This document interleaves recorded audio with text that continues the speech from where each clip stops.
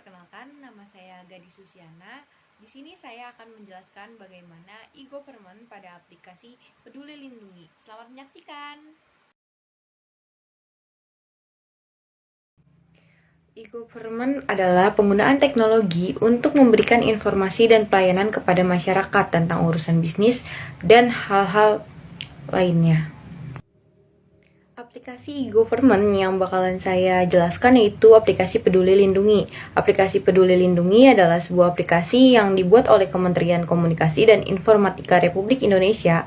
Aplikasi ini diciptakan untuk mengidentifikasi orang-orang yang positif COVID-19 yang berada dalam jarak dekat atau pasien dalam pengawasan dan juga atau orang dalam pengawasan.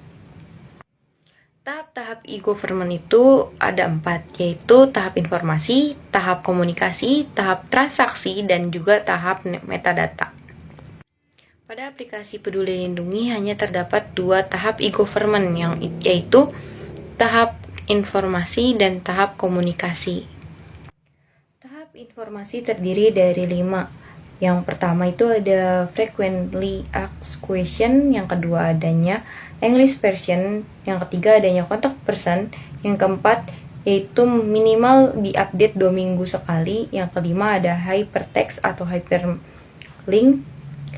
Dalam aplikasi Peduli Lindungi hanya terdapat 2 dari 5 informasi e-government, yaitu adanya contact person dan adanya hypertext atau hyperlink.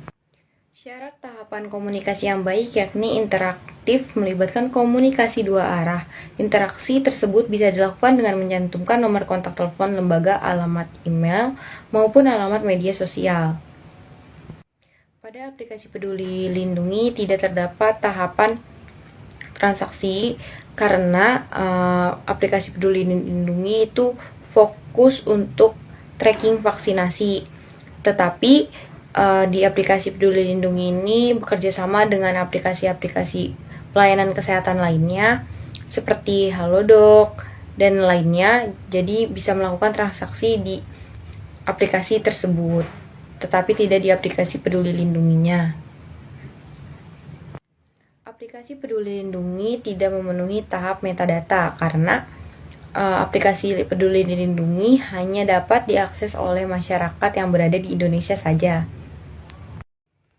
Hambatan-hambatan e-government di Indonesia yang pertama itu ada infrastruktur seperti terbatasnya hardware, software, dan juga jaringan. Permasalahan yang sering terjadi itu karena jaringan yang kurang stabil, karena mengingat kondisi di Indonesia, kondisi wilayah di Indonesia yang sangat bervariatif, jadinya antara keadaan jaringan di kota dan juga di pedesaan atau pelosok itu pasti sangat berbeda. Di daerah pelosok itu pasti jaringannya kurang stabil.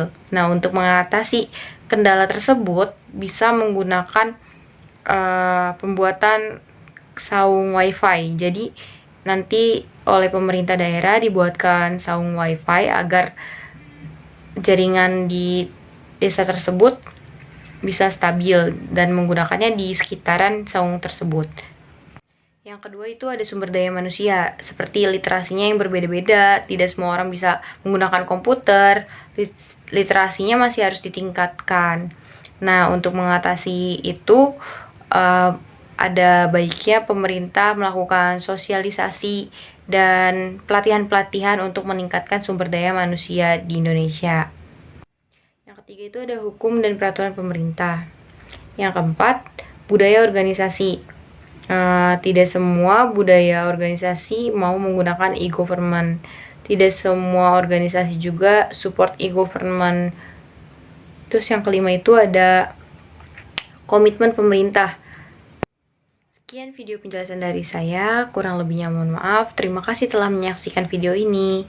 Sampai jumpa.